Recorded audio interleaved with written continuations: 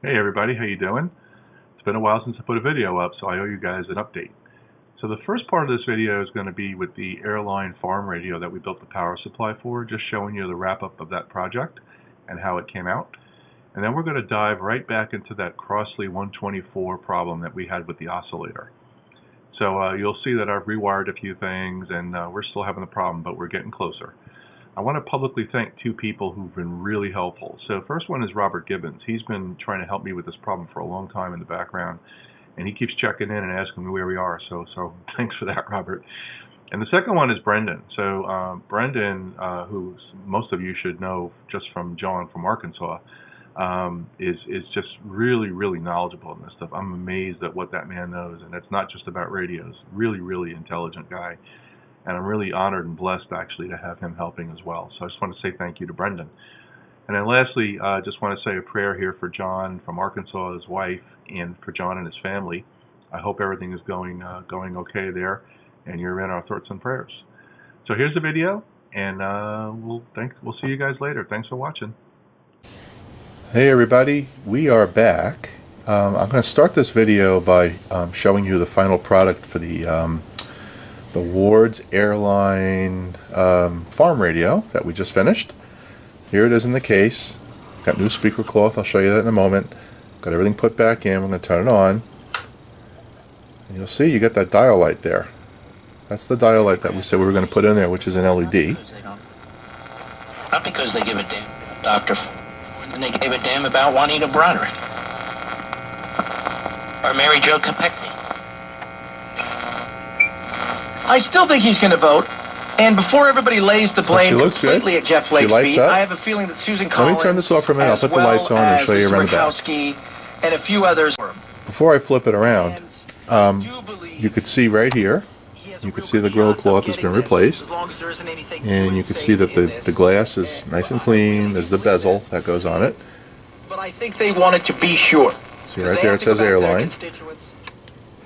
I'm going to flip it around and we'll take a look around backside. There's really nothing remarkable to show you here. The back cover is on. Power cord comes right out here. Here's the box that we built. This is our antenna connections. And if you look in there you can see the transformer. But we're in good shape. So we have our power cord coming out here, no problems. I am going to put a little bit of a kind of like a strain relief right here so you don't pull this box out. But that's about it. So this radio is complete. So let's talk about what we're going to do next. Okay, we're going back to our old friend, the Crosley 124.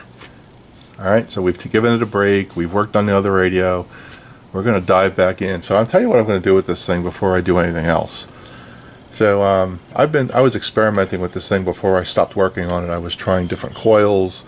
So I'm going to basically remove all these wires and just do a rewire so that I know that it's perfect.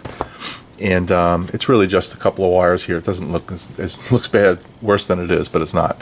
So I'm just going to redo all this, all the wires that go to these coils, and get that up, and then we're going to test it. So I'm going to do all the rewiring. And we're going to troubleshoot it again and see why we can't get this darn thing to oscillate. Okay? Remember, we got our cap cans here, right here and here. That's all the caps on the radio. And then we're gonna do some measurements of voltage and make sure everything's good. And the issue I always had was good voltage on all these tubes, except for this oscillator tube. I was supposed to be getting a negative bias voltage. Didn't get it. Always had 0. So we're going to work on that. But that's where we are. So I'm going to get this thing wired and ready to start troubleshooting, and I'll come back and show you what we end up with. Maybe it'll work, right? Maybe walking away from this thing for a little while was what we needed. So I'll come back and show you. Okay, we're making good progress here. I've got most of the wires cleaned up. Really just going to do it from scratch and follow the schematic and make sure everything is good. This wire here goes to the volume switch. It actually goes over here to this tube. So we're just going to continue cleaning. I'm going to take this outside and blow it out because there's a lot of little specks of solder and crap in there that I'm not comfortable with. Last thing we need is a little piece of solder shorting out something. And then sorry about that, we had a dead battery. So yeah, we're going to start to clean this up, and then we're going to start to wire it one piece at a time. I'm going to follow the schematic using the orange marker and trace each line and be really careful. I am going to remove these caps here and remove this can. These caps really should be inside the can, so I'm going to do it right. And I've got this can down here, which I'm going to remove and clean up the terminals. Those terminals are a little too big, so I'm not happy with those. While I have it apart, I'm going to do it right. And that's kind of where we are. So you know, I've got work to do here, and we're going to keep plugging along here until we are ready to do a fire up. One thing I want to make sure I mention, when I was working on this radio last time, I don't know if any of you remember, but in the videos there was always this really loud hum coming out of the radio, right? And I've absolutely attributed that to the problem I'm having with my house wiring, which is I'm getting about 1.2 volts AC across ground and neutral, which generally indicates that I've got a corroded neutral line outside in my electrical box or something. I've called an electrician. They're going to be here next week to take a look at that and get that fixed. And that will remove the source of hum. I was always wondering what was causing that. So I've tested it, and I've got that problem, you know, throughout the entire house basically. So not surprised. I think it's fairly common, but you know, luckily with this hobby I figured it out, because I wouldn't know it otherwise. So not a good thing. So you know, that's the plan there. And by the way, you know, when your box is corroded like that, your voltages could fluctuate as well, I've learned. So it's good to get that stuff checked. So I'm going to clean this with some alcohol, clean these terminals off, make sure everything is ready to go, and then I'm going to start putting some wires in again. And I will come back and show you what that looks like. All right? We'll be back. Okay, while we have all the wires disconnected from these coils, we're just going to wring them out and make sure they're good. So these coils work in a cross pattern. So there's 3 on this side, and there's 3 on this side for the oscillator coil. So the one on top on this side goes to the one on the bottom on this side. Good. The center goes to the center. Good. And the bottom goes to the top. So that oscillator coil is ringing out good. Okay, now we're going to check the IF coil. And the IF coil goes alternate as well. So top here, bottom here. Good. Top here, bottom here. Okay. Good. So this coil checks out well. Now on this coil, it's an interesting thing going on here. So this is a ground. The bottom one here looks like it's just a connect point. And if you look at the schematic, which I'll show you, there really is only 3 legs to this antenna coil. So they're using one of the legs as a connect point back to the oscillator coil. So one side here goes to the tuning cap, and the other one goes up here. Sorry about all the interruptions, one of them days.